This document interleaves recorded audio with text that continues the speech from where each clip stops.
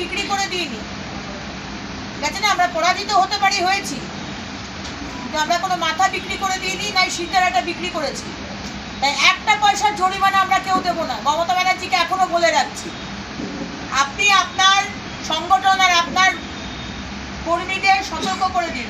আগেও বলেছি সতর্ক হয়ে যান, এখনো সতর্ক করছি। আমরা মাথা বিক্রি করে দিইনি যে আমার কর্মীদেরকে বাড়ি থেকে বের করে দিয়ে ঢোকানোর জন্য আমাকে জরিমানা দিতে হবে, ঠিক আছে না?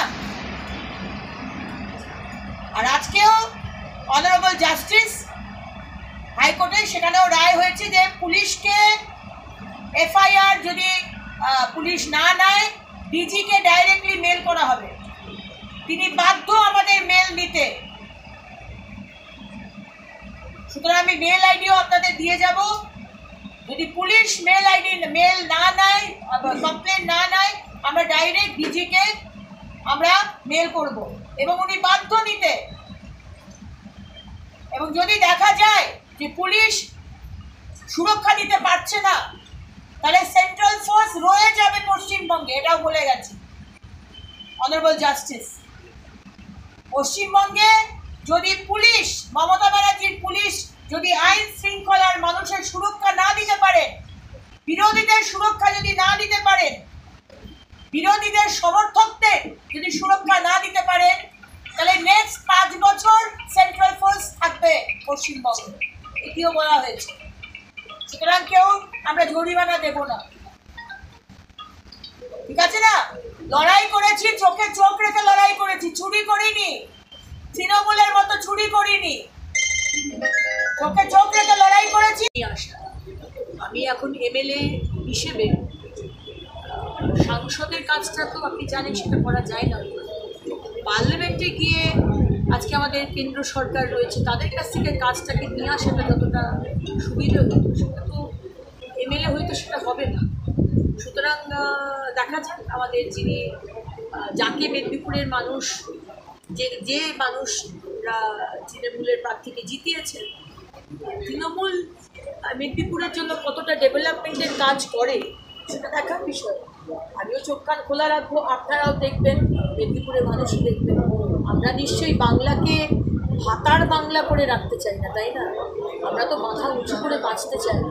আমরা রবীন্দ্রনাথ ঠাকুর, স্বামী বিবেকানন্দ, বিদ্যাসাগর, এই মেদিনীপুরের বিদ্যাসাগর, মাতঙ্গিনী হাজরা যে চোখে চোখ রেখে লড়াই করেছে, ক্ষুদিরাম বোস যে দেশের জন্য জীবন দিয়েছে, বাংলার জন্য জীবন দিয়েছে, আমরা তাদের সেই মাটিতে লড়াই করতে পেরে আমি ধন্য। এবং আমি অন্তত আমার বাংলাকে ওই ভাতা আর দোলের রাজনীতিতে আমরা পরিণত করেছি যেভাবে, আমি সেইভাবে দেখতে চাই না। আমি চাই আমার ছেলেমেয়েরা, আমার সন্তানরা, আমার আগামী জেনারেশন, আমার পশ্চিমবঙ্গের মানুষ মাথা উঁচু করে রাইট একটা জেনারেশন, তারা চাকরি পাবে, তারা এগোবে, পুরো রাজ্যটা এগোবে। কিন্তু আমরা তো দেখছি পিছিয়ে চলেছি। আজকে বাংলার মানুষ, বাংলার মায়েরা কিন্তু শুধুই মাতা নিয়েই খুশি আর থাকবে। দেখবো আগামী 5 বছর। আপনি কি থাকছেন? আপনি কি মেদিনীপুরে থাকছেন? তাহলে আমি মেদিনীপুরে এখন নেক্সট 2 মাস থাকবো। আমি আমার কার্যকর্তাদের পাশে রয়েছি। আমি বলেছি আপনাদের 2021-ও আসানসোল দক্ষিণের মানুষকে ছাড়িনি, আর 2024-ও মেদিনীপুরের মানুষকে ছাড়বো না।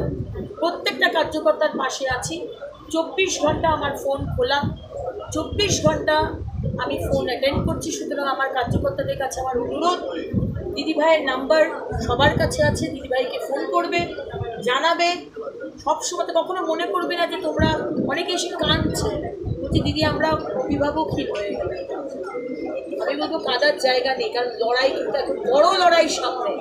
26-এ মোদী সরকার, বিজেপি সরকার, সুশাসনের সরকার আনতেই হবে পশ্চিমবঙ্গকে। কারণ পশ্চিমবঙ্গকে এই মমতা ব্যানার্জি আর এই দুর্নীতিগ্রস্ত পার্টি টিএমসির হাত থেকে বাঁচাতে হবে। বন্ধু জুনের প্রতি বার্তা দেবেন, জয়ী জুন।